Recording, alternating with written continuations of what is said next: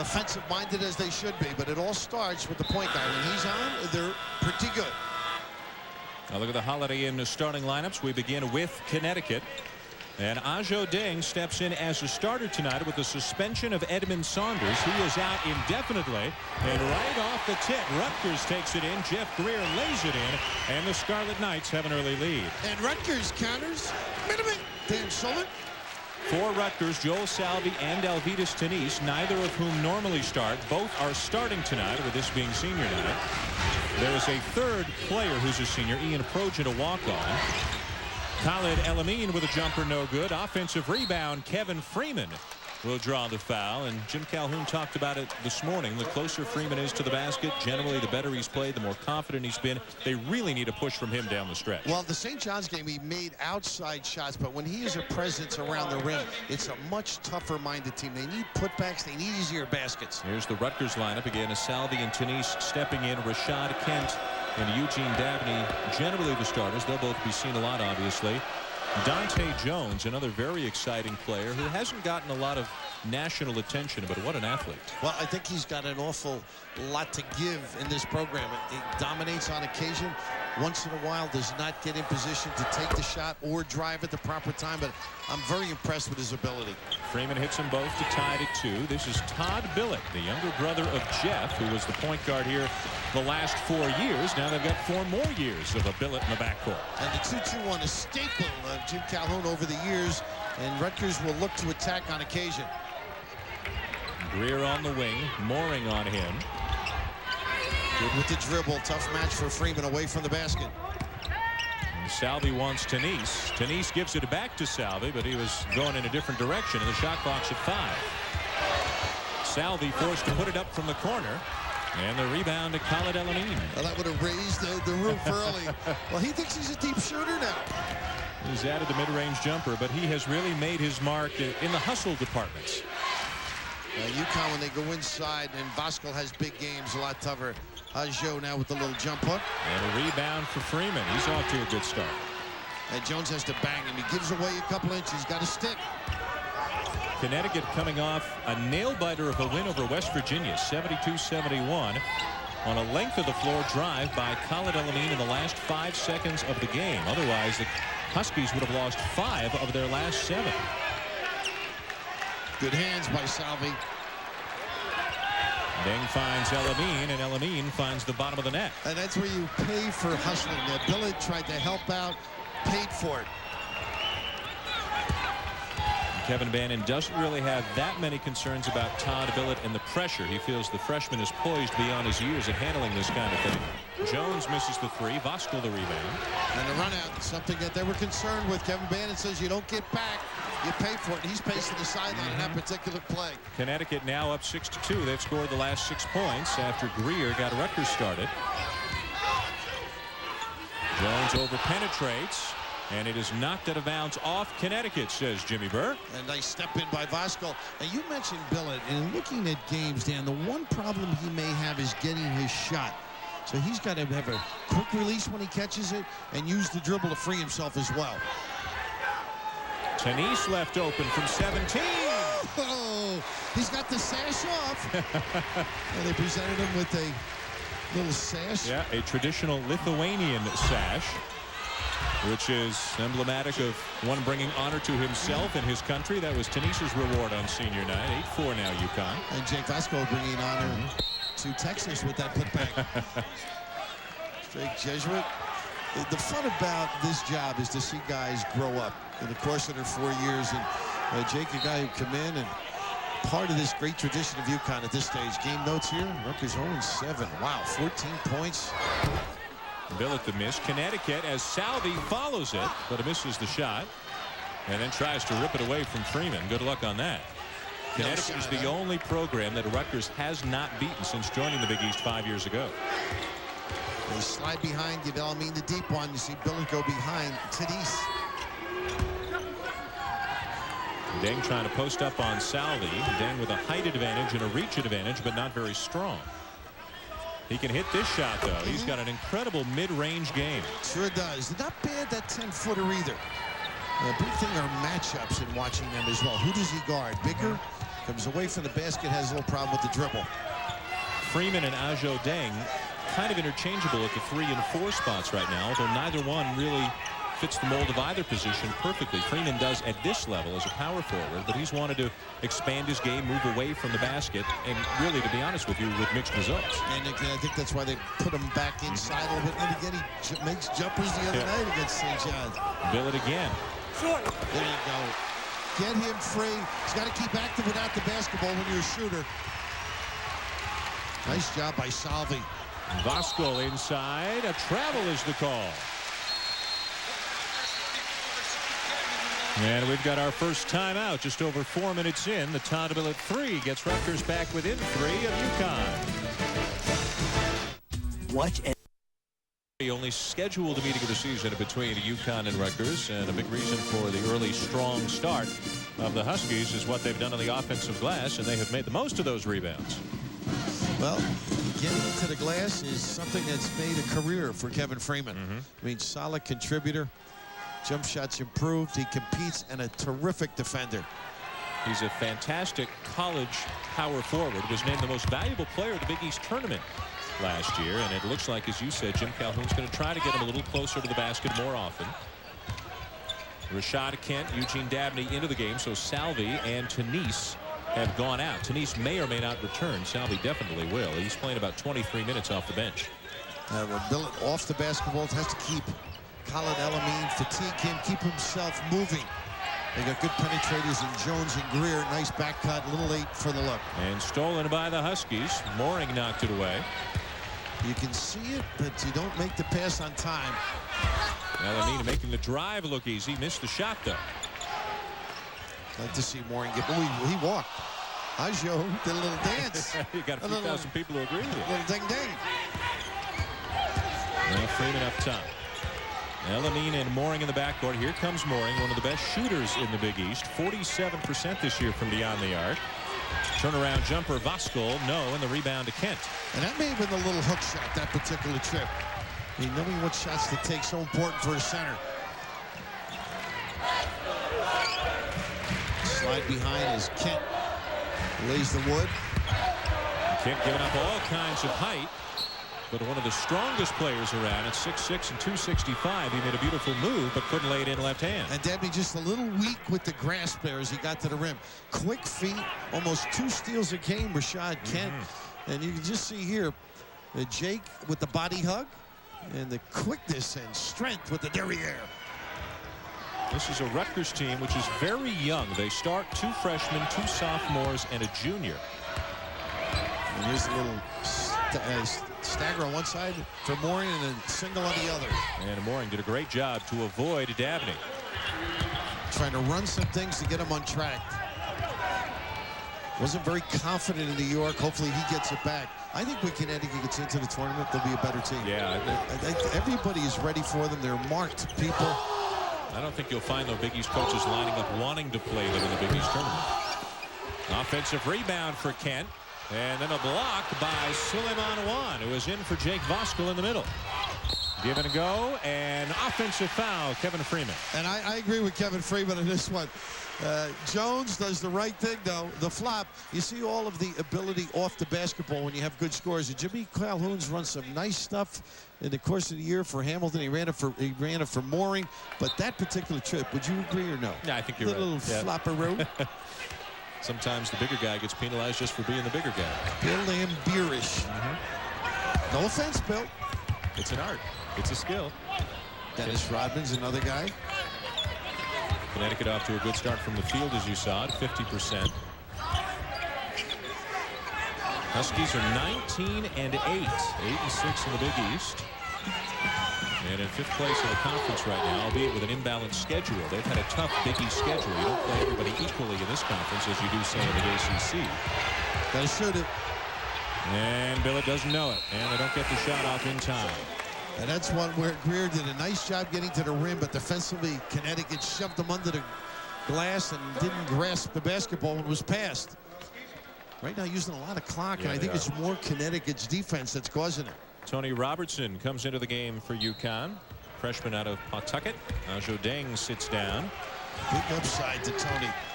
Can play a little point once in a while. Three-guard look right now for UConn with Robertson, Mooring, and Elamine all on the floor at the same time. And there's that little circle play usually for Rip Hamilton. Mooring penetrates, hangs from 15. Another rebound for Freeman, a putback and a foul. Big time snatch in traffic as well.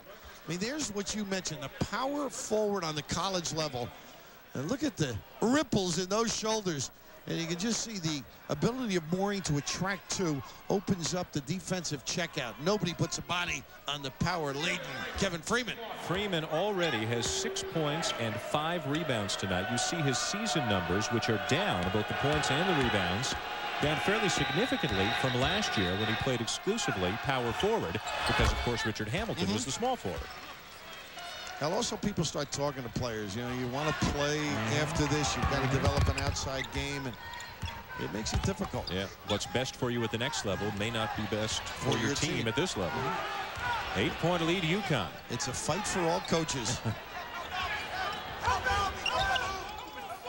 Good footwork inside. They don't go to Mooring on Kent, and a pretty good call here is Jones with that power, able to turn the corner on Juan. First on Suleiman Juan. Dante Jones with that extra gear. Well, his ability to turn the corner with strength is something that puts him aside on the inbounds, able to elevate and knock it down. Jones with a basket, and it's 15-9 UConn.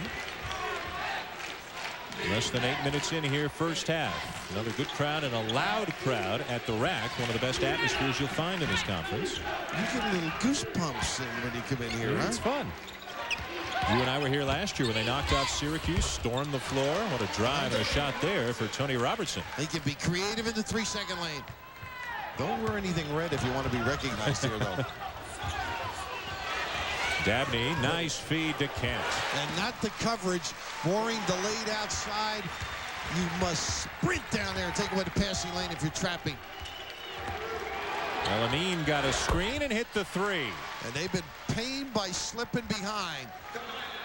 Nice read by Collin. 5 for Elamine, who's the leading scorer on UConn at 16.5 per game. Dabney challenges Juan. And there's the second foul in a hurry on Suleiman Juan. And Kevin Bannon applauding over there simply because they're attacking, taking advantage. When you've got the right numbers, go to it. And this is the difficulty, I think, on that particular play when they doubled and didn't cover on the box area. They don't have the foot speed maybe that you would expect with Juan and Deng out there. They go out to help on a double, and the coverage is not quite the same. At the line at Dabney, redshirt freshman out of Birmingham, Alabama. Knee injury last year cost him most of the season. Got a medical redshirt out of it. And then some changes for both teams. Deng and Voskuhl back in. Freeman and Elamine check out. And Luis Flores has come in for the first time, a freshman out of Washington Heights, New York. And in the words of Kevin Bannon, a fearless player. Thinks offense. Yeah. I mean, he's coming in to ring the bell. 35 points per game last year to lead all New York City high schoolers. We've got a break. 20-13. Rutgers trailing UConn here at the rack. Back at the rack, UConn by 7. We talked about how inconsistent recently Connecticut's backcourt has been offensively. They're off to a big start tonight. Well, it's important that you run some set plays, too, to get guys off. Albert Morney, a guy who understands how to get himself free, the ability to hang in the lane, use the stagger on one side, the single on the other, and then you complement that with some penetration, as Robertson provided them. They're trying to find themselves. I have not seen a Connecticut team where they don't have the personality that existed the last 10, 12 years. When you think of it, it's all of a sudden people came at them, and I think they felt, well, maybe we're not as good as a team, not as a coaching staff. You start to question yourself a little bit. It's funny, though, with a senior in Freeman and a senior in Voskuhl and the most confident junior in the country in Elamine, that they have succumbed to these kinds of things. But when you look at their schedule, not that you would expect them to have 8 losses, but it would have been unrealistic for them to go through the year with only 2. No, I think they got shattered a little bit. And then when you lose that confidence level, you lose the swagger. Jones left alone on the wing, hits the 3. And that's the recovery. Twice now, once at the rim and once outside. UConn unable to come back and tag. Jones says he took 500 3-pointers a day this summer. And with good results here this year, his percentages are up. Got to catch that one, Dan. Nice post pass, maybe a little hard. Flores. He knew he missed it, so he followed it, and good thing he did. I thought he was going to jack the next one up, though. He was wide open. And then a careless turnover by the Scarlet Knights. And maybe he should have. Elamine back in, Mooring out.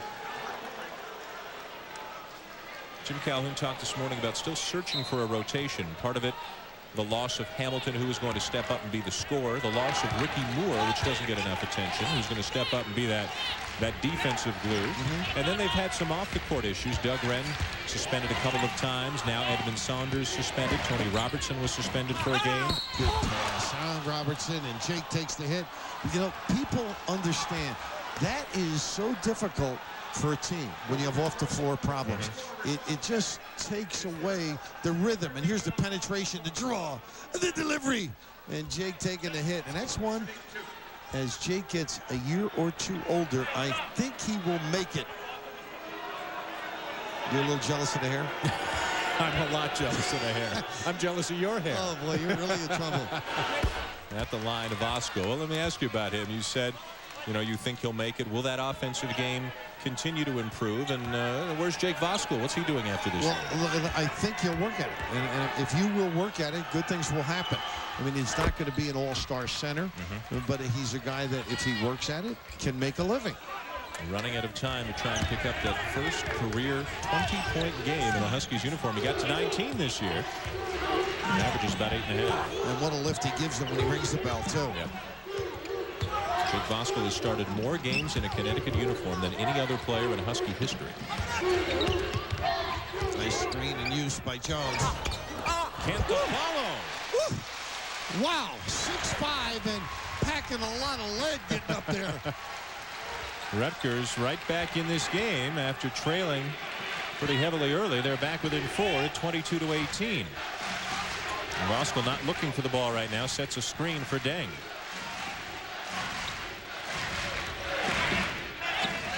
Nixon it's a little bit of a match right now. See how they're staying, and then once in a while follow. Here's the switch. Good strong move. Rip the left hand. Oh, big time, Jake. Voskuhl now with 6. And a 6-point lead for the Huskies. And it's smart because that's the area where Rutgers does have a dilemma occasionally. Being physical down the box area.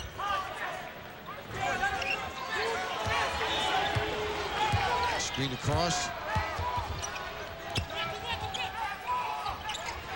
Dabney looking for Dante Jones. Now back into the hands of Billett with the shot clock at 10. See a few touches there are in the box area. That's why Kent's got to dip down and get near the rim. And Jones has to create, and Ajo Deng affected that shot, and now numbers for the Huskies. Good catch. Deng will shoot the 3 if you leave him alone. And look who's posted up. All 5-10 of them, if that.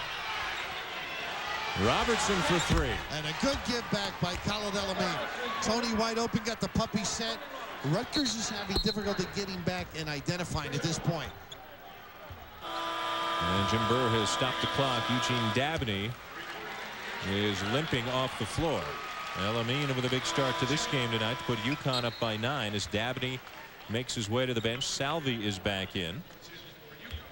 And it looks like it's his good leg, too, so that's a good sign. Maybe just a little ankle sprain he's feeling down there. Well, Bob Mulcahy, the AD, has made this a fashionable place to be. Wow. Celebrities galore here tonight, huh? David Fay, the head of the USGA, is here. And you have something to deliver later. For those people who enjoy TV shows where you can become wealthy. Kent double team, finds Salvi, finds Greer, who's checked back in.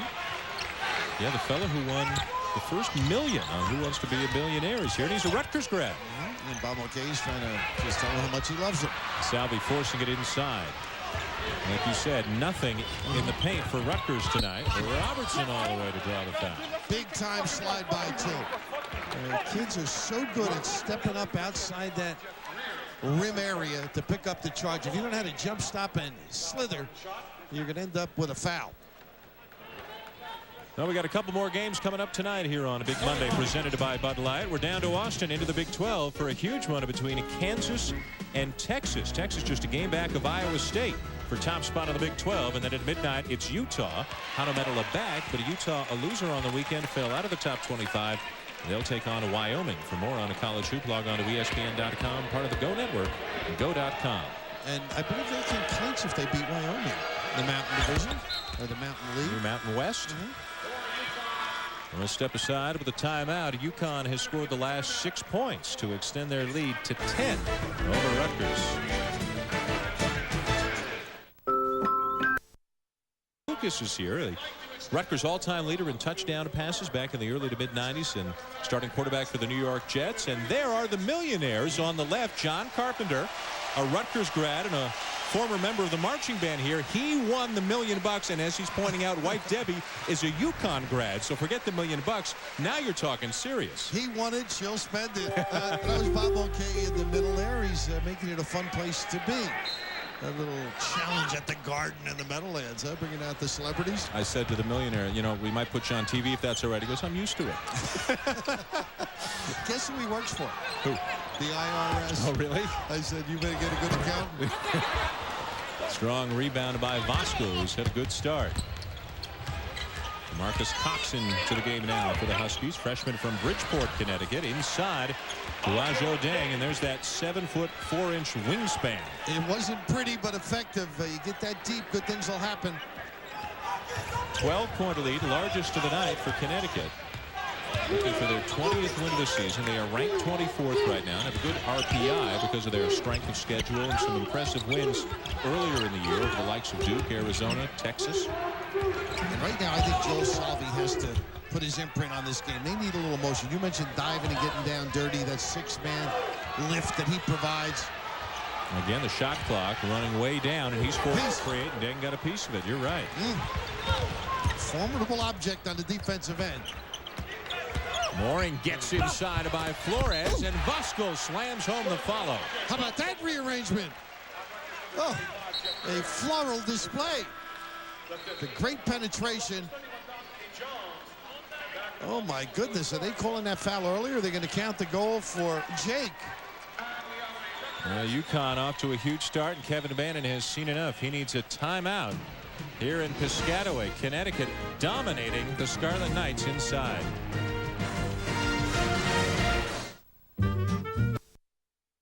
This game was sold out, we're told, 3 months ago for UConn coming in, not only the defending national champs, but also senior night. Right now, though, it's the Husky Blue who are enjoying things more than the Rutgers Red. And Jake, part of that reason, you mentioned Freeman early with offensive rebounds. That was a Rutgers timeout. And that's why they didn't shoot the free throw before. And Jake with a strong move, but penetration's been very formidable for UConn. There's the school record number of starts for the senior as he bangs it in for his 9th point here in the first half. Just a little off kilter with their offense right now, Rutgers. Don't you feel, Dan? They just can't seem to get in sync. Using 25, 30 seconds every time down. Now here's a quicker trip and a better look for Billett. And Billett with a little wolf, too. A little discard with the hands. His second three of the night. Good reach around by the club leader in steals, Rashad Kent. Now Marcus Cox so deep on the floor for that entry pass. Got to use better judgment. Rutgers coming off a disheartening loss at Pitt. There's Salvi inside. And a nice pass by Billett. He's the excitement. And Calhoun's got the timeout here. He's not real happy with the pass. And then the last particular play. And it's Cox in particular that he wants to speak with as the fans get revved up here at the rack. Salvi can do it. He lights up her room. He's a little different than Boeheim. He lights it up when he leaves. Salvi lights it up when he walks Very in. nice. Jimmy's got himself a club. Well, you're going to see more of Connecticut, more of Rutgers, more of everybody in the Big East, because coming up next from Madison next week from Madison Square Garden, it's the Big East Championship. 4 days, 13 teams, 12 games, 1 Big Apple, and just 1 champion when we're all said and done. ESPN and ESPN2 present the AT&T Big East Championship Tip to Trophy. Begins Wednesday. And again, right now, Connecticut fitting in as the number 5 seed. They cannot get into the top 3, which means they will not get a first-round bye. They have been the number 1 seed heading into the Big East tournament 5 of the last 6 years. And Jake drifts high to give Deng a little room down low. It's a tough out at 5, I think, for somebody, because if they get it going, look, it's a really much more power basketball than I've seen UConn exhibit. Nice look. And Jake with the finesse. I remember Dabney injured a leg, went out a few minutes ago, and right now Salvi at a generous 6'7" is the tallest player on the floor for Rutgers. And that's what Kevin Bannon was saying. Herb Lemenzano is coming here, but they hope to continue to get some inside assistance. Nice post pass here. Jake gets a little nickel dimer with the discard. You know, once Rashad Kent gets his rear end between you and the ball, it's pretty much over. You just can't reach around. You're usually in the parking lot. Quick feet, great strength. I mentioned this once before. We had a wonderful player my first year at Seton Hall, Kenny House, built just like Rashad Kent. And the same kind of a game. Beats you with the foot speed, with strength, and good touch. He's 30 pounds lighter than he was last year. He was pushing 300 pounds last year. Billets 3 rattles out, and another rebound for Voskuhl. Good solid shake. Elamine cut off by Greer. Steps, yeah, caught it and then took the step. That's one of those advantage hops you'll see players try and get away with. You know, Lou Perkins, who's the athletic director for Jim Calhoun, he's here. He brought a priest, Father Dan. They want to get going. Lou's reaching. Time to pull out all the stops. All the stops. Well, as you said, they're still not a team that people want to run into, whether it's next week in New York or beyond that in the NCAA tournament. And Jim Calhoun's talked about it, how he thinks they've still got a chance to be a very good team. And with the imbalanced schedule in the Big East, they've had to play St. John's twice, Syracuse twice, Seton Hall twice, whereas other teams may wind up getting their double matchups against Providence, Pittsburgh, Boston College. The schedule is not balanced, and it's had an effect on records and rankings. Well, having said that, I don't think Jimmy would disagree. They haven't played as well as he would like. No question. And that particular play there, as Juan just reached in, indicative of that defense lacking. They have always been a terrific defensive team, whether it's full or half. And sometimes get a little lazy in this end of the game. Great position for Kent, and he'll muscle it in. Boy, he is tough. Lock and load. The big guy. 6 for Rashad Kent. Elamine in too deep, kicked it out, got it back. Boy, that's a pretty good play. Instead of a turnover. Now Freeman going to work on Salvi. Kent came over to help. You're right. The arrow will keep it with the Huskies, but Rashad Kent has had a tremendous couple of minutes here. Well, that'll get you into the game a little bit. They've been lethargic, have not been involved as Kevin Bannon would like, but a little more aggressive on the defensive end. They're only down 10 and have shown definite signs of life the last few trips. As has the crowd now. Little flare screen, and that wasn't the play. Numbers for Rutgers, but Billets led too far. Jeff Greer had numbers and just overthrew the pass. That's what makes college basketball fun, not for coaches. Connecticut ran a flare screen. The flarer went to the side. The ball went down the lane. Then Rutgers gets a run out. It's too far. They use that one. They're still down 10. Connecticut with the ball.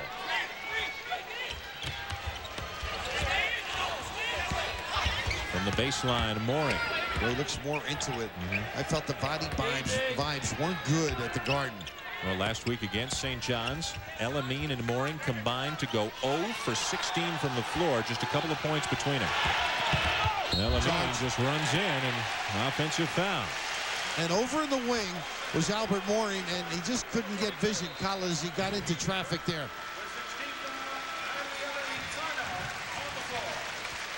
And with Rashad Kent becoming an increasingly large factor in this game, the Scarlet Knights have rallied to get within 10.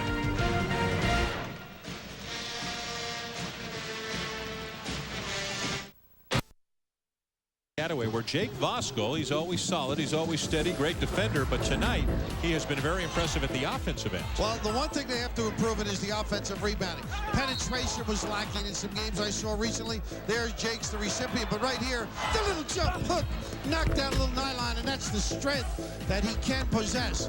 They're going to him. He's been consistent, and he looks like he's enjoying being a factor. And if they're going to do anything, it's those broad shoulders that I think are going to have to carry him on the offensive end a little more than they've anticipated. Still searching for an offensive identity without Richard Hamilton this year. Khalid Elamine forced to become more of a scorer. Kevin Freeman moving away from the basket, forced to change his game. Mooring becomes a starter, a great shooter, but he's been streaky at times. And Voskuhl, again, a better defender. So things just not as clear offensively as they were a year ago. And Collins doing a nice job keeping Billett out of the game. Try not to limit his touches. If he gets it, look how far out he is. Here's a little stack series. Again, the shot clock under 10.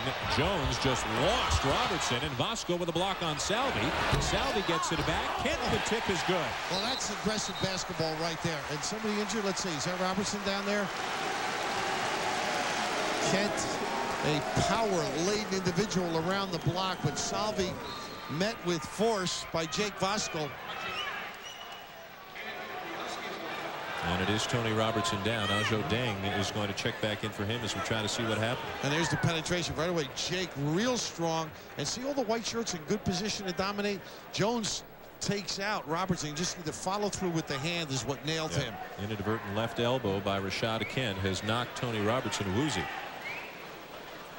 And you love it when it's just clean play, aggressive play, in an unfortunate situation when you're caught unarmed. Joe Sharp, busy. Trainer of UConn. More basketball tomorrow night on ESPN. It's Super Tuesday, and it's the Battle of the State of Indiana with Gene Katie's Boilermakers. Once again, they're up at the top of the Big Ten standings, a half game ahead of Michigan State and Ohio State. They'll travel to Bloomington, where the Hoosiers are coming off a win in overtime over Michigan State. And then the second game, Kentucky, just a game back of Florida in the SEC East at Mississippi State. For more, log on to ESPN.com, part of the Go Network. Go.com. Every conference with great races and such meaningful games at this point of the season. And how about Gene Katie? Every year he's overlooked. And every year. Hanging around there. A little matchup, and they stick it deep with Albert. I'll leave you in Mourning. Wrong guy to leave open. Mooring, the #1 3-point shooter in the Big East Conference. Up close to 50% in conference games and overall.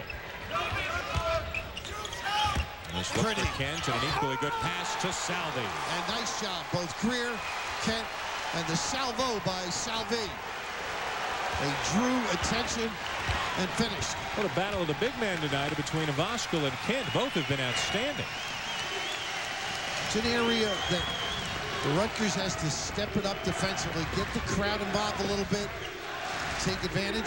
They're involved now. Rutgers back within 9. And a turnover. Ooh, wow. Carry. Yep. Yeah, little luggage. Pay to Bellman. And Greer wants to make a good decision. Remember, it was Greer who threw the pass too far for Billett last time they had a break. Alabama really trying to be physical with Billett.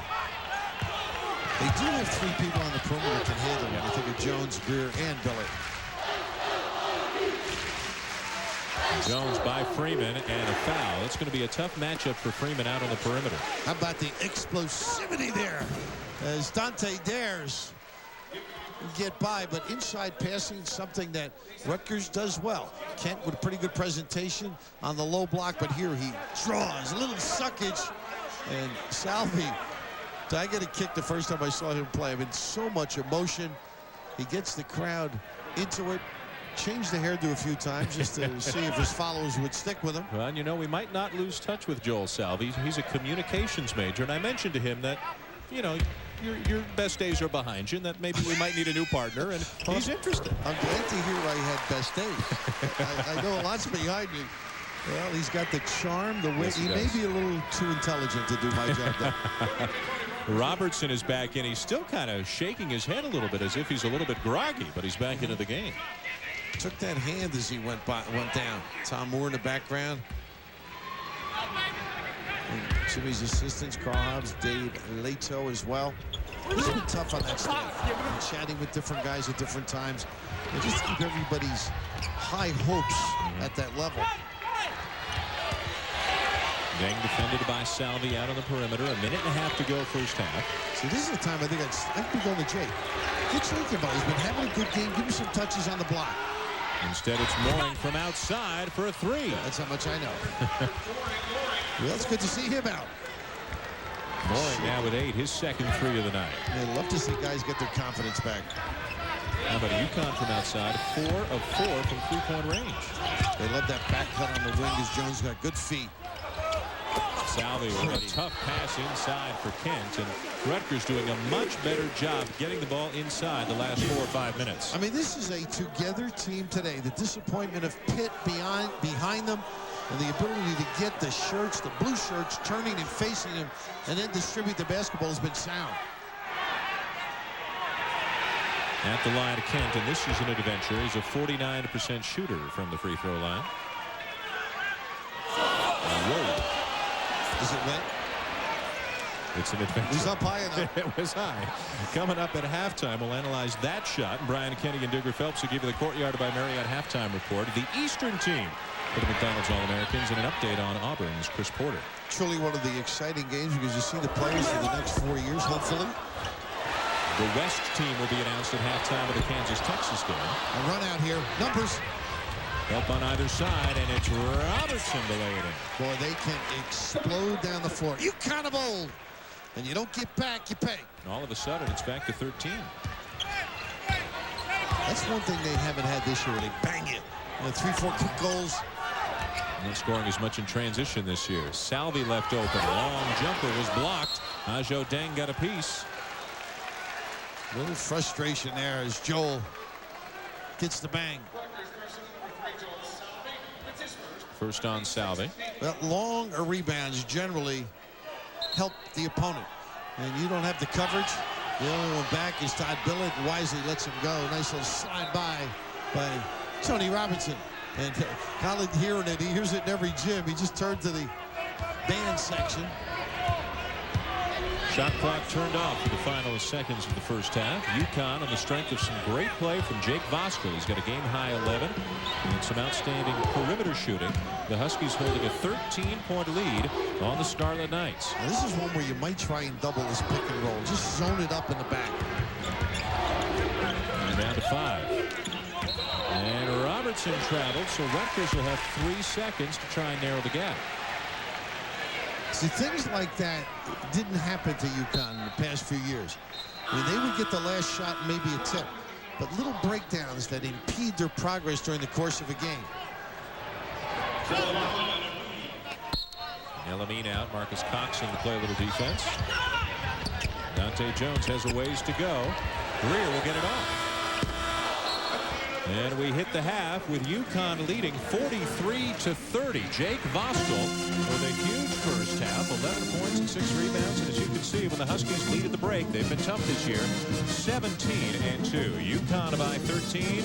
Now to the Courtyard by Marriott halftime report. Brian Kenny and Digger Phelps. Guys.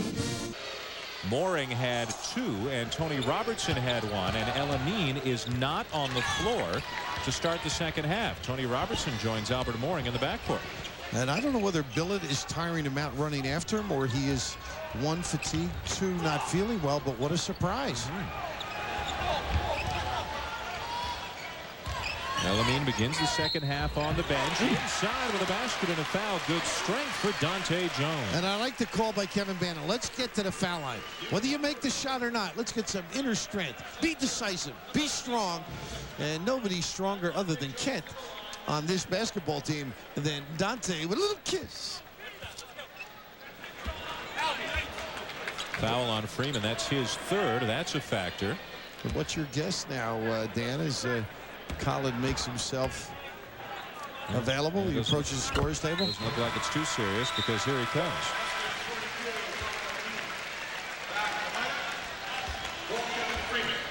Interesting. It may have been something. Maybe he came out late. You never can tell these days in college basketball. You know, and I'm thinking of Johnny Helmsley. That was a mystery the entire night. And you know, the great thing, Miami winning, you hope that guys figure it out. And that's the key, whatever the problem happens to be. They go inside again. Jake unable to convert. Jimmy Calhoun thought they should get to the foul line. And Tenise starts the second half for Rutgers, looking for a little more size. Remember, Dabney left with a leg injury. He generally is the starter in the middle. Tip to Deng. Off for Mooring. And knocked out of bounds. Still belongs to UConn. A lot of ooh and ah going on here. But Jake with a great deflection on his post defense as Kent nailed them inside. Have a look at the shooting percentage for UConn in the first half. 64%. Perfect from beyond the arc. Dominating on the glass. Turning them into baskets. In spite of 9 turnovers, they have a pretty comfortable lead. I think this might be Greer, a little small change, enough to throw the shot off.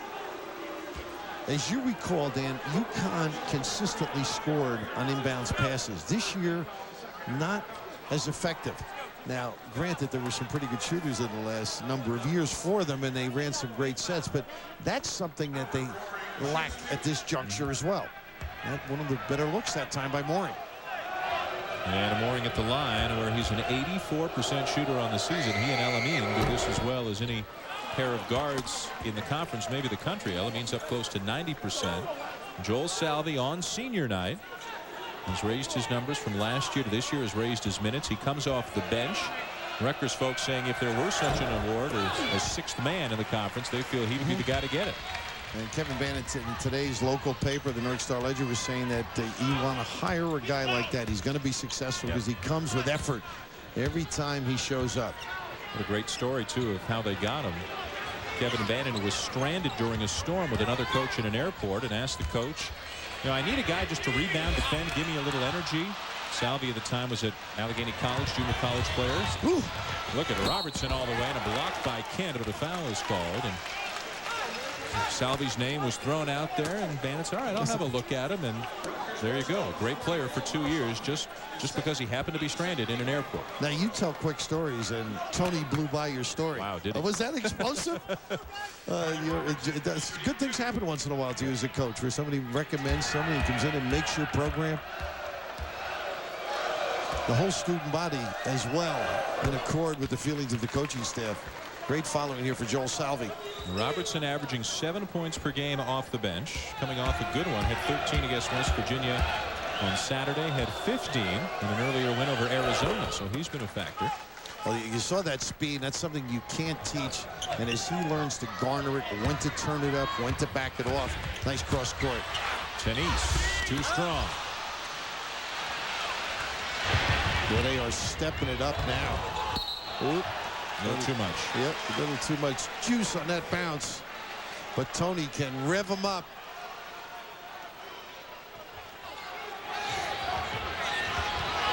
This is an unusual lineup for UConn right now, with Freeman on the bench with 3 fouls. Voskuil's in the middle. Deng is at the power forward spot, and 3 pure guards on the floor for Connecticut. Ooh, little discard there. Remember, Edmund Saunders suspended indefinitely for a violation of team policy. He did not make the trip down here to Rutgers. What a slide through by Kent. And the other small forward, Doug Wren, just reinstated, if you will, traveling with the team, dressing for the game, but he hasn't played, so they're thin on the wing. Left hand for Voskuil. And he's not thin with that wing. A little kiss delivery. But those are the things you feel like saying, come on, guys, let's get in step here. We got a nice thing going. Yep. And so hopefully he will learn as well. And a lot of that nonsense that really curtails your ability to win. And Dante stepping up pretty good from deep. And great dribble penetration by Greer. And then the pass off to Dante for the 3. And Rutgers back within 10. Look at the big guy. He's got some ability. They call a walk. He can use the bounce, though. I don't think Jimmy Calhoun was enamored by that particular move. And everybody getting ready here with the rack to root on the Scarlet Knights. Dabney back into the game, and now for Tenise. So the leg must be better. UConn having trouble controlling the ball, but everything else they've done well. They've shot well, rebounded well, defended well. And they've caused, and this is another quick hitter. They weren't ready, but early in the game, they forced Rutgers to use clock on their man-to-man offense. Greer with the knockdown. Back-to-back threes by Jones and Greer. The spin for Elamine. He leaves it short, and a chance to run. Greer got pushed. Good call, Dan. No question about it, as Jake, in a sense, the first guy down. You want your perimeter people to get down, but this, a little joy here in Piscataway / New Brunswick. A counter. UConn's had nice runs, but you can see the 6'10" center. Your perimeter people are negligent if you let a break go like that. Jeff Greer's become a really nice player here in Rutgers. His brother Ricardo Greer stars at Pittsburgh, but don't forget about Jeff. 12 points, 5 rebounds, 40% shooter from beyond the arc. Not too bad. No, Not overlooked shabby. a little bit. Once in a while he'll drift in watching tape too. A good handler. That's maybe one of the reasons UConn's matching up with perimeter people too, Dan. Dabney couldn't squeeze it. The fans are rapid. They are right back into it, aren't they? They don't take much time off. Right now, they pretty much know their team is destined for the NIT, but listen to the noise. They love when a ranked team comes in here. Last year against Syracuse, it was an unbelievable scene when the Scarlet Knights, who then appeared to be headed to the NCAA, knocked off the Orangemen. There's a hold on Jones. That was the game. I don't know if you recall. Rob Hodgson kept getting cut, kept having to get new uniforms because he was bleeding, and he had a great game that night. They stormed the floor after the win, and they're looking for an excuse to storm the floor. Well, you know, it's happened a few times. I remember a few years back, Bobby Wenzel with UNLV coming in here. Right. Tark showed up, figured he'd walk out. He didn't realize the red was for Rutgers.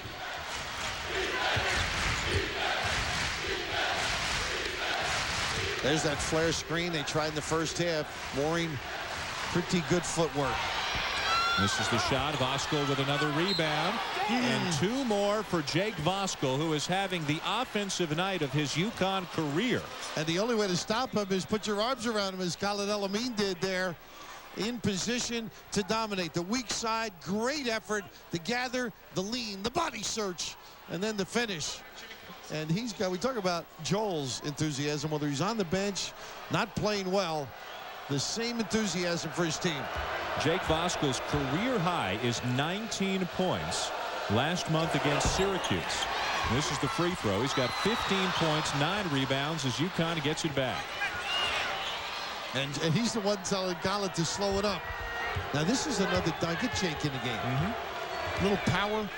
They'll keep feeding the post until Rutgers finds a way to stop it.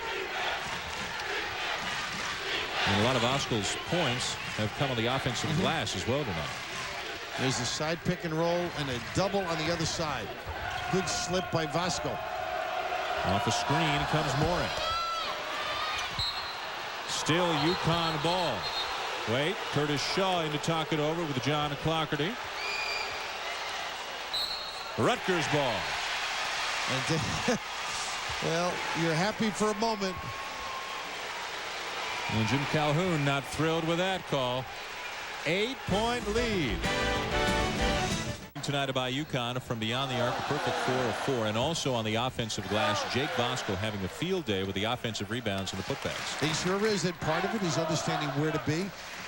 Part of it also, whether it's a deployment or not, are shots soft enough to follow. But stepping up big time, and they'll need him as they get into postseason play. Right now, the number 5 seed in the Big East tournament. They could finish anywhere between 4th and 8th in the Big East standings, and obviously that'll have a dramatic impact on who they play in the first round. Rutgers sits in the number 8 spot right now. And we didn't mention St. John's and Duke. Was that an impressive win? Mike Krzyzewski paying homage to that tough-minded group of guys. Mike Jarvis got to be proud of them. Well, at what point does Mike Jarvis get some consideration for Big East Coach of the Year? Yeah, absolutely. It's down the stretch here. A lot of things can change. Pretty penetration. Everything but. And Awan the rebound. Suleiman Awan back into the game for Voskuhl. Little hesitation by El-Amin, and he buries it. And he got rid of the traffic with that particular play. And that's the old feel. And the quick timeout by Kevin Bannon. Khalid looking around, lets the traffic go by like it's the Jersey Turnpike at rush hour. He's in the fast lane. No tokens, please. Just blow on by. Everybody runs by, protects the basketball, and Billett then has to counter. His job to get back and protect and then come out on the point guard. More great hoop coming your way after this game tonight as Big Monday presented by Bud Light continues from Austin, Texas, where number 15 Texas, led by Chris Mim and Gabe Manecki, take on Kansas. Luke Axtell, the former Longhorn, still out for Kansas with an undisclosed illness. He won't play in this game. And then late it's Utah and Wyoming. Cowboys have won 4 in a row. For more, log on to ESPN.com. Part of the Go Network, go.com. Now you know that joke of what exit do you live off the Jersey Turnpike, right? Everybody 9 for New Brunswick. They get up further. You are the governor. I don't know about that. And folks, you should try walking through this building with Mr. Raftery. He knows everybody in the joint. Well, we lost enough here. A lot of people fond to see the blue and white come in here. Hey, Tommy Amaker's changed that a little bit. I was going to say this year's. Look at this. What a feed and what a finish. Again, it's Greer to Jones. Now, that is a testimony to preparation and a great use of a timeout. A set play to get them back in, maybe get a little juice, and a counter here. Dang, and Jimmy Calhoun putting them back in. The walk, got a little on edge about that play. Pulled the hook and got him back in. Aju Deng, so heavily hyped before the year. The coaches picked him to be the preseason newcomer of the year in the conference. He hasn't lived up to those expectations, but he's got a lot of skill. See that strength to discard. And not dirty. I mean, good basketball, forearm, and then get the puppy set. 16 for Dante Jones. The lead back down to 8. And 3 seconds to call. Tell you. Well, Jim Calhoun is really, he's starting to get on the officials at both ends of the floor here. He's getting on John Clarkerty a lot, giving it to Jim Burr. Well, I'll tell you. You know my analysis of that? Jimmy Calhoun thought the one change call was due to rabbit ears. And I think that was one of those, we're around here. We're going to run the show. That's my guess. I mean, that'll get you hot under the collar if you're a coach. But very good crew here, too. Everything but the finish for Kent. That's the bad news because of the way that he shoots free throws. But he is so strong inside. Now, I'm sure Jim Burr will deny what I said. He'll say the guy was there for 3 seconds. Well, remember that Jim more. Calhoun was so upset after the second Notre Dame game. UConn's been beaten by Notre Dame twice this year. And after the second game, there was a huge disparity in free throws. And Jim Calhoun, without naming names, said, I thought we played very well. Just 3 people cost us the game. And it was. You know what? The only thing I don't like about that is that it takes away from Notre Dame's great effort. I mean, they won the game, and those things do happen. And I didn't see it. Maybe they didn't penetrate, maybe they didn't get inside. And some nights there is a disparity. But the one thing Artie Highland has done is gotten a consistent group of officials. You see the faces. I mean, they're doing the best job possible.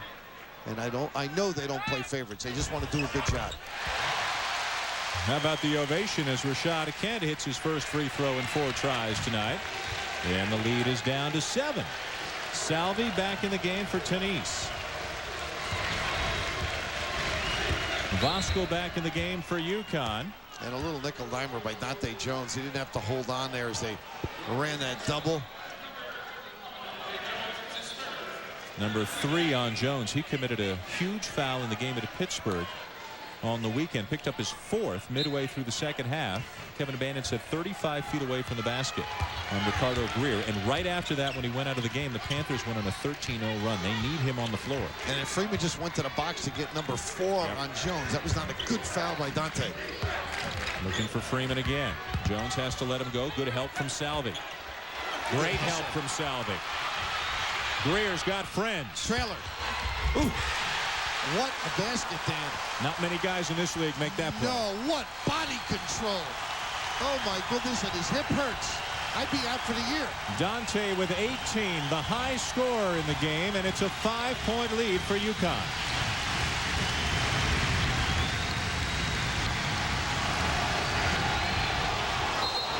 A walk on Elamine. Good D by Billett. Tell you what, I don't think he ever lifted his pivot foot. It looked it because he moved the front foot. But that's what they've got to do. Penetrate or use the post people as people make a run.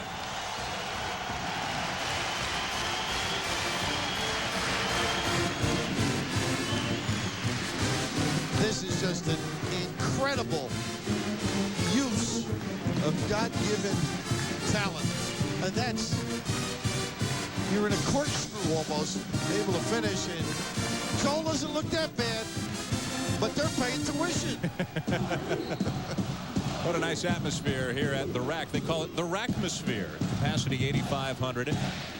A lot of the sellouts have come in the Kevin and Bannon era. The recruiting has started to pick up. Jeff Greer, Dante Jones, Todd Billett, Hervé Lamazana, as you talked about, who's coming in next year. They're trying to keep a lot of the good Jersey kids at home, and they're competing with Tommy Amaker over at Seton Hall, who's competing with St. John's. With so much talent in this area, they're trying to keep it home. But it's nice to see a team that's seemingly destined for the NIT, that they have sold it out, and they are having some fun tonight here with the Huskies in town. And that was now that time. I don't know if the foot moved on that particular play, but a lob off a timeout, a penetration off of that timeout. Rutgers, and you mentioned they're thinking NIT. I got a foul on you on that play. They may be thinking more as they get into the tournament. Why not run the table? I think that's the way players have to feel, and coaches. It won't stay down for Greer. He's upset. Tomorrow night over on ESPN2. How about checking out Pepe Sanchez and the Owls, maybe the hottest team in the country right now. Are they destined for a #1 seed? If they can run the table, they'll take on St. Joe's. A little Big Five action tomorrow night on ESPN2. And Phil Martelli's team against St. Joe's, they play with a lot of spirit, and they know how to play against the zone, so that could be a real good one. And they go to Jake after the timeout. How about Kent? Is that number 3 on steals? He Great is footwork. so quick for a guy his size.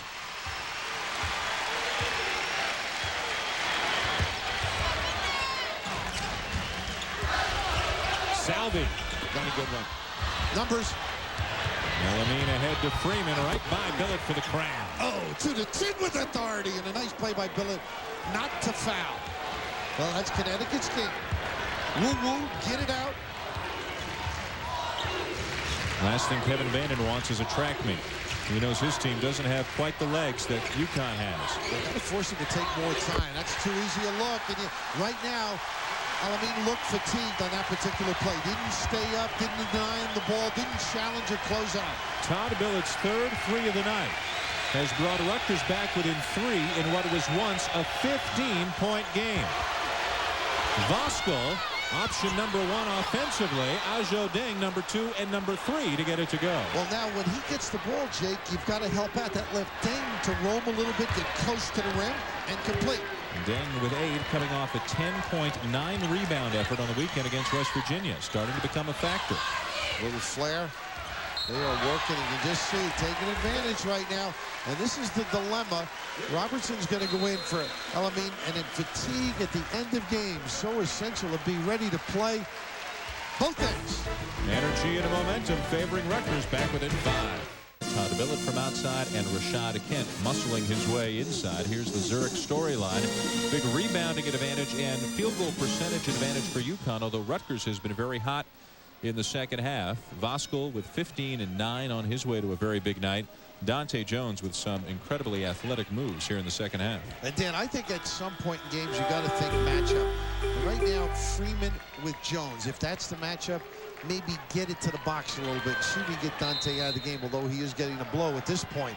But some of those things come into the coaching minds on the sideline. Look at Kent digging. And a 3-second call on Kent. And that one I buy. He's been ducking in and holding off. And they don't get the ball or the timing of the reversal to when he shapes up. Nearing the midway point of the second half. Dan Schulman and Bill Raftery with you in Piscataway. UConn leading 58-53. Huskies looking for their 20th win of the season. They're 19-8. Rutgers 15-12.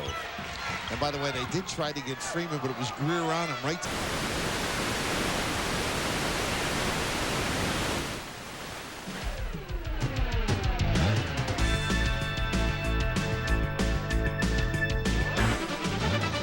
Apologize for the technical difficulties. We're here at ESPN Studios. We're going to take a short break, try to clear this up, and we'll be back right after this.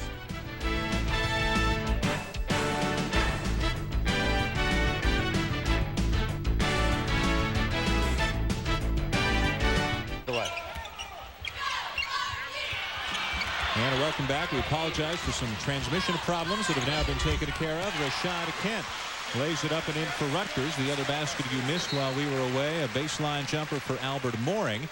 Once again, it is a 5-point game, and now Ajo Deng a little bit shaken up. Well, he got a hit, and he had a loose basketball. The interesting aspect, you've got to get the ball first and then worry about the harm done to your body second. I mean, that was a big play. Now, granted, he did take a little bit of a jolt, but he ran right by the ball and gave Rutgers a chance to score. Well, he's a guy, you know, they're going to try to get into the weight room.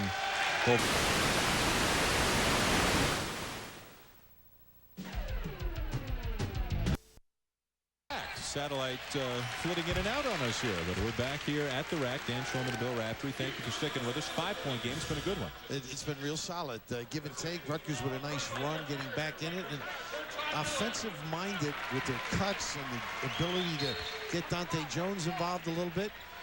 Lewis Brown Athletic Center, Piscataway, New Jersey. Big Monday presented by Bud Light. Jeff Greer with a jumper to make it a 3-point game. Kansas and Texas behind us. Utah and Wyoming at midnight Eastern after Sports Center, and it is now officially rocking at the rack with Rutgers back within 3.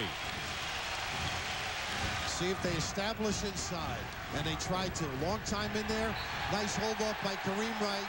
Just into the game for the first time tonight. 6'9", 300-pound freshman.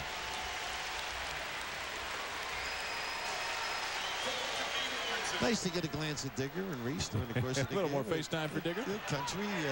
We'd rather see them, I'm sure. The turnover trouble for Connecticut tonight. Rutgers is 4-17. Todd Billett on the bench right now, so Luis Flores will handle along with Jeff Greer. See if Rutgers can get by with Billett getting a brief rest. He plays about 35-36 minutes a night.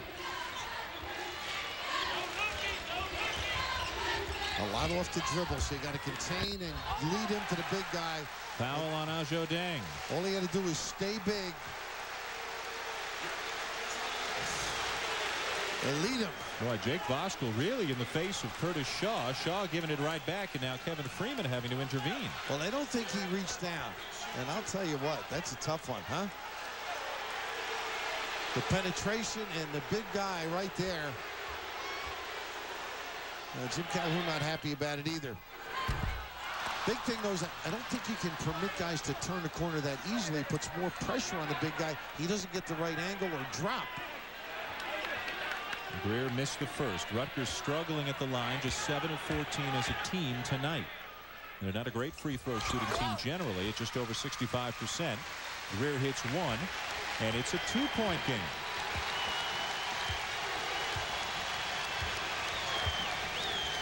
Side pick and roll, double the other side. Elamine for 3. Huge shot. I don't think if this to right or not. Yeah, I think the foul is before the basket.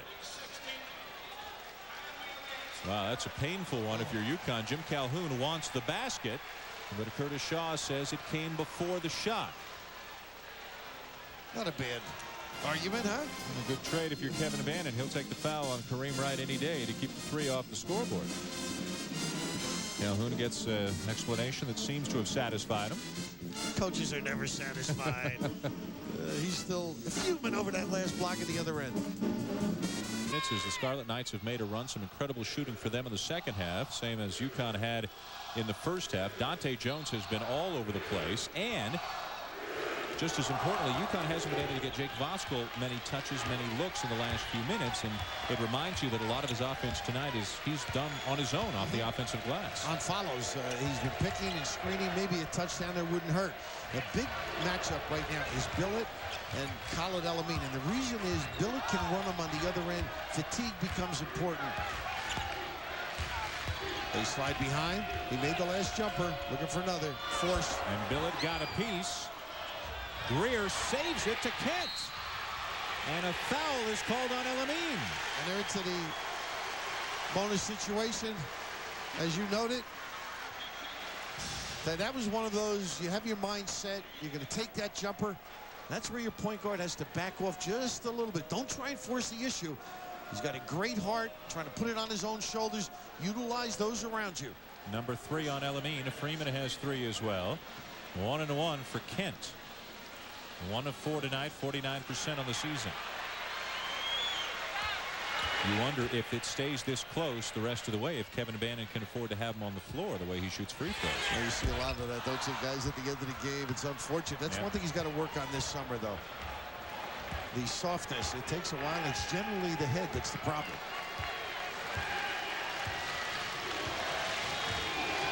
UConn with just 17 points in 13 minutes here in the second half. Rutgers' only lead in this game was 2-0. And Salvi is called for bodying up on Deng. But it looks like they're trying to clean it up a little bit. A little screen across and then the post up. Number 2 on Salvi. That's the 7th for Rutgers. So now UConn goes to the line. He's shooting them down the stretch. Dang it. Well, that struggles a little. Yeah, just 5 of 13 on the season. Not a physical player. Doesn't get to the line very often. 13 free throws on the year for a guy who plays 13 minutes a night. Not very many at all. That looked pure. What do you think about his upside? Is it as high as many feel it is? Yeah, Jimmy was saying that last year all the hype was due to his good workouts as they were going into the NCAA play. They get a lane violation here. Let's see if they give it a double.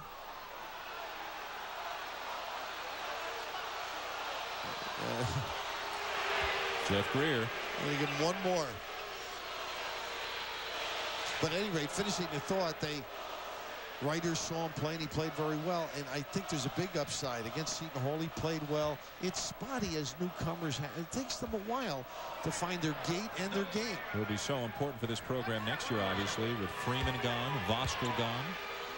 And if I'm not mistaken, they've got a couple of guys in the McDonald's All-American. Yes, don't they? They've got a couple of guys, good size. Karan Butler, 6'7", Scott Hazelton, 6'8", and a point guard, Talik Brown, coming in at 6'1", and nobody quite sure whether Khalid El-Amin will return for his senior season. Now, UConn's got to make him use clock, and Rutgers run their sets, and they've been using the dribble with impact. Billett gets his shot off.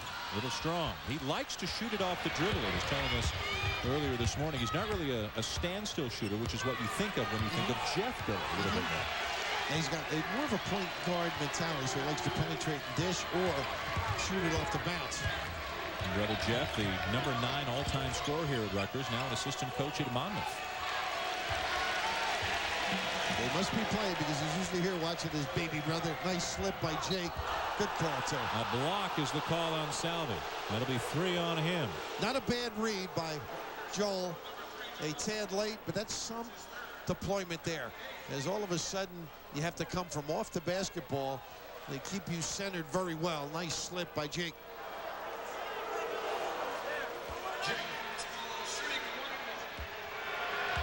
There he is. He's here. No, nice off. Our crack crew, Chip Dean. They're holding out on us. Yeah. Todd wearing 22, just as Jeff did. Well, normally we get to see him. He must have arrived late. Sophisticated style. And here's little brother Todd. Now Kent's not going to shoot it from out there. Now everybody knows each other's plays at this time of the year. Jones. That would have tied it. Another rebound for Voskuhl. How about that one? Towering over everybody. Now that was a little bit of a settle too by Dante.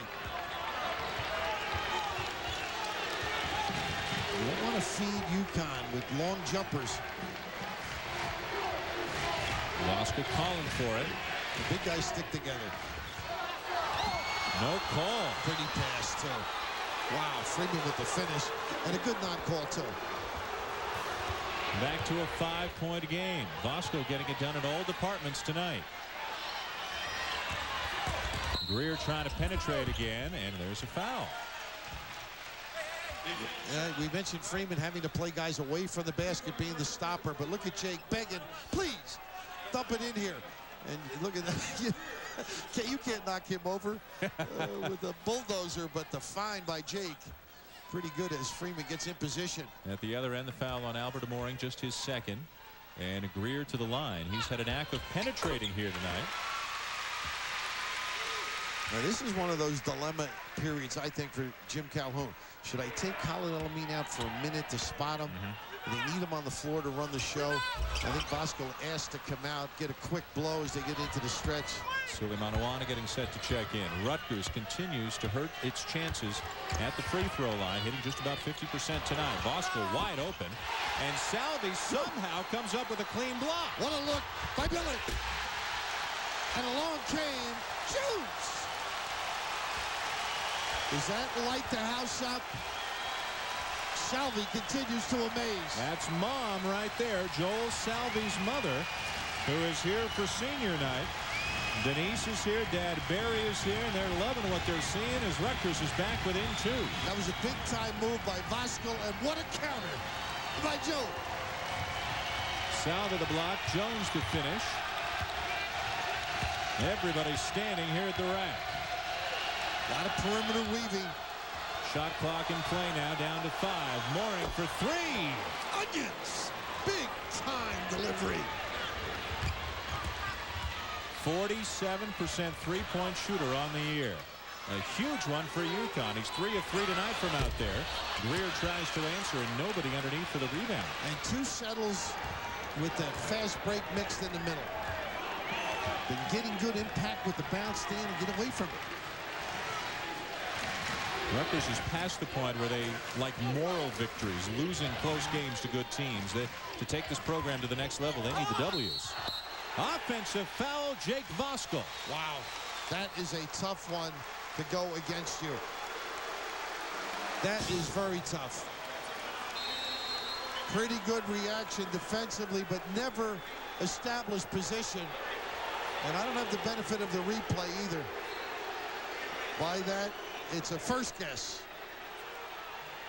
3:41 to play. 5-point game.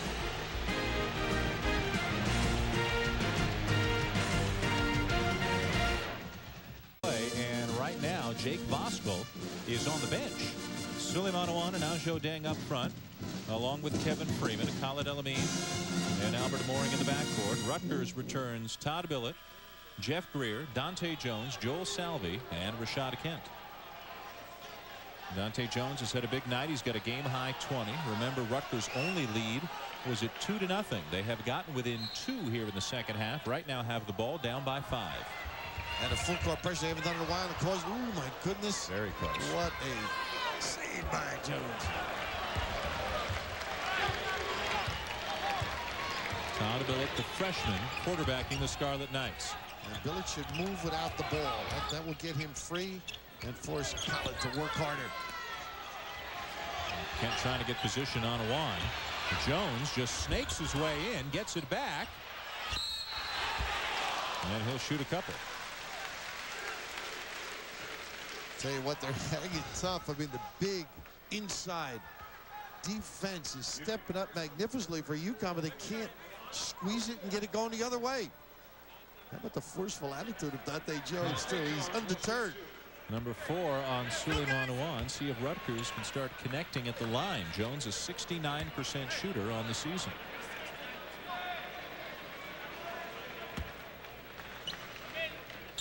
Big upside to this player. He's got the range and the strength, the ability to put it on the floor.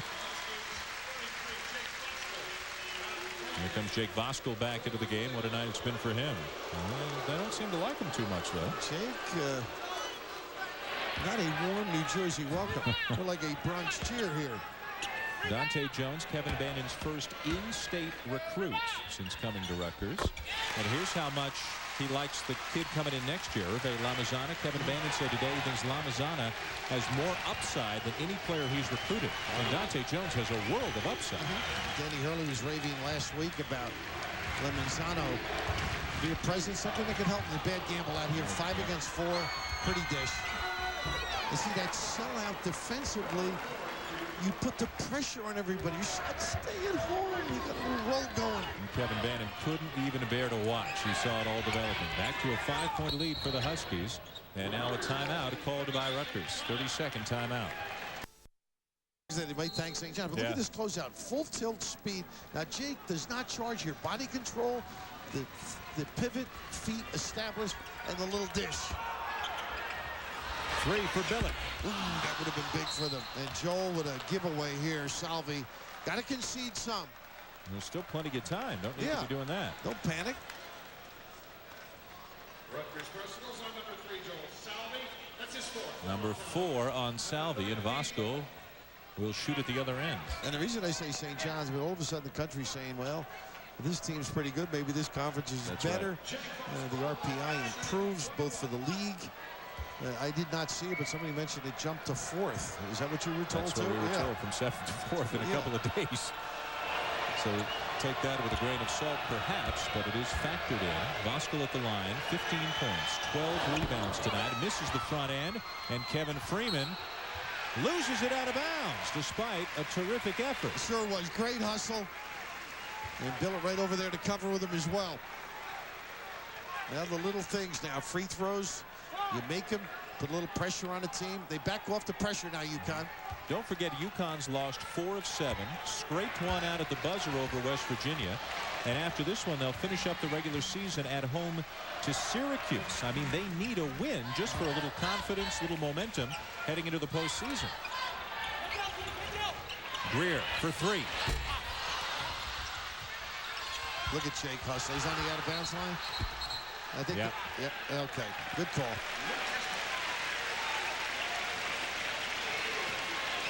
There's no give up in either team tonight. No, it's really been a fun game.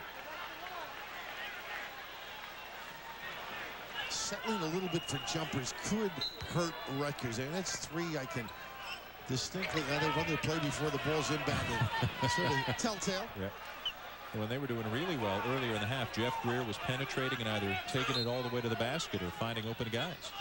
They switched the play here. Pretty good call by Rutgers.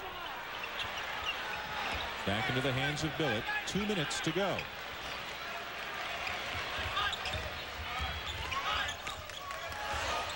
Salvi needs some help. Finds Billett. Using a lot of time. Kent with a nice dish to Salvi. Was it as they tried to double and cover in the lane. Great feel there by Rashad Kent.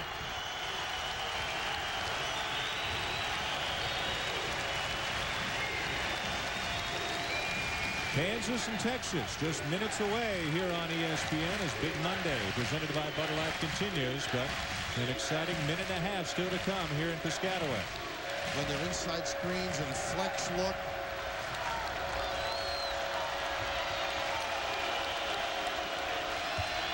Elamine short. And they got a no possession. Everybody looking for the jumper. Nobody going to the box with the pill.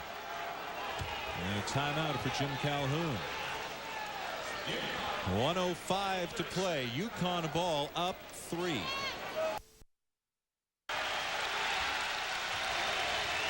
Good solid man-to-man. They spread. This is a turn the corner and find somebody. See if they can pinch.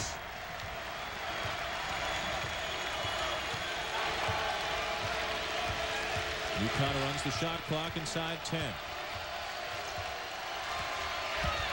All Elamine. Oh my goodness, what a great move, but didn't finish. And out in numbers. Give it up. Kent to Greer. And a foul is called on Jake Voskuhl. That will be his 4th. And Jeff Greer will go to the line. Great hustle by the big guy. But you can just see Khalid Elamine in the lane. And I mentioned fatigue. And some of this creates problems. The run out at the end here. And Jake, you can see the head. He got a lot of the ball up top. Wonderful hustle. And Rutgers hanging tough. Not playing their best of the season, but showing metal and hanging tough. Greer struggling from the line tonight. Rutgers is, as a team, just 11 of 20 overall. These are the ones, though, you shoot a little better down the stretch if you got a game in you. 33 seconds to play. Greer can bring him within 1. Rutgers does not have a win over a ranked team this season.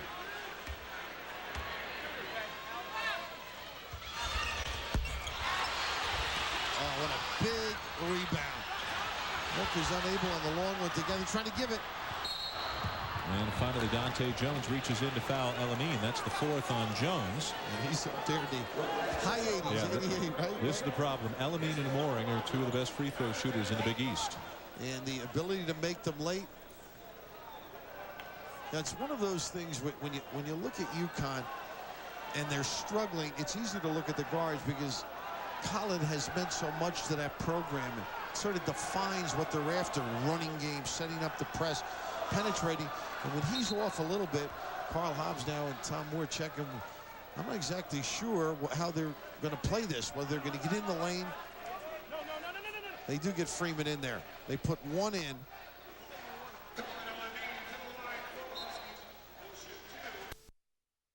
Hightower standing by. Kansas, Texas coming up next. And the big thing now, Rutgers has got to prepare for what they want to do. On the score, how they want to score, what type of press. If they can keep Khalid El-Amin and Mooring from touching the basketball, that would suit them. 88% on the season.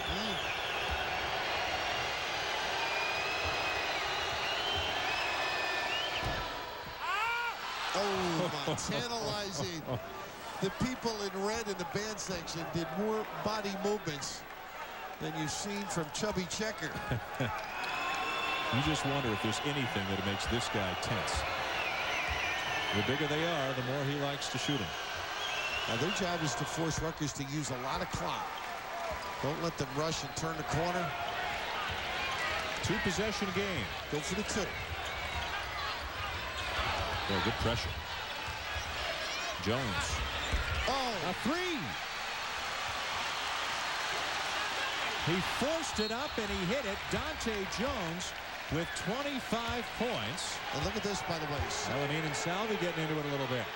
What had happened is the bodies got entangled and Joel leveled Khalid El-Amin. And I just saw the end of it as the ball came up the floor with Tony Robertson. But right here, you know, we mentioned go for the 2 because it's a 2-possession, and they're going to call it the 5th foul. 5th foul on Joel Salvi. His senior night comes to an end a little bit prematurely.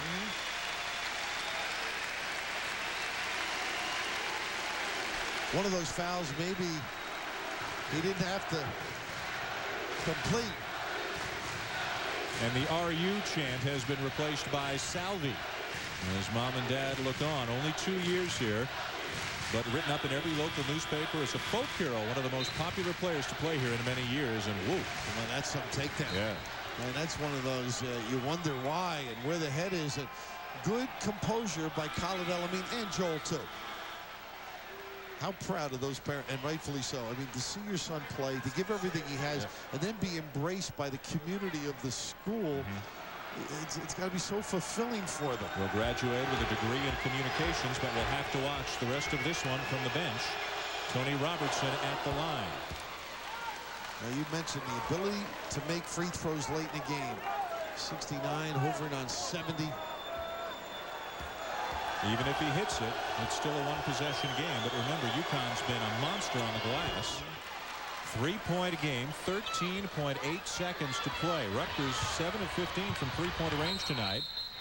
And a timeout taken by Kevin Bannon with just over 9 seconds to play. That'll be their night. Jones with 25, too shy of his season high, had 27 against Princeton. He's out there with Greer and Billett, the shooters, and then Kent and Dabney, the inside guys. And Rutgers has done a very good job from beyond the arc. And Jim Valvano steal.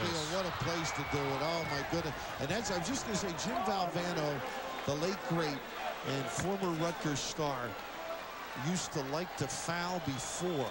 Don't let him shoot it. Right. And he'll get the 2. And at that time, Todd Billett in the open floor. The miscue with Khalid El-Amin right there. As he tried to cross over in front. Got to value that basketball. He knows how big it is. The little guy with the Valentine. Good effort by Rutgers, but Khalid El-Amin with some very big plays down the stretch. Can pretty much salt it away with 1. And he's shushing the crowd behind the basket. The more you get on him, the more he wants to get right back on you. Bring it to me. That's right. Now, it's been a tough run collectively for UConn. The anticipation, the expectation level in that state. Banding together, hoping to make a concerted run here as they get into the Big East tournament as well as the NCAA. Making their free throws down the stretch. UConn will go to 20-8 on the season. Rutgers will fall to 15-13 as the Huskies win at the rack 74-69. And Rutgers still winless against UConn in its Big East history, now stretching to an 8-game losing streak. Connecticut 74, Rutgers 69. Coming up next, Big Monday presented by Bud Light continues with Kansas taking on Texas. For Bill Raftery and our entire ESPN crew, I'm Dan Schulman. Thanks for watching. This has been a presentation of ESPN, the worldwide leader in sports. For more, log on to ESPN.com, part of the Go Network, go.com, to Ron Franklin and Dick Vitale.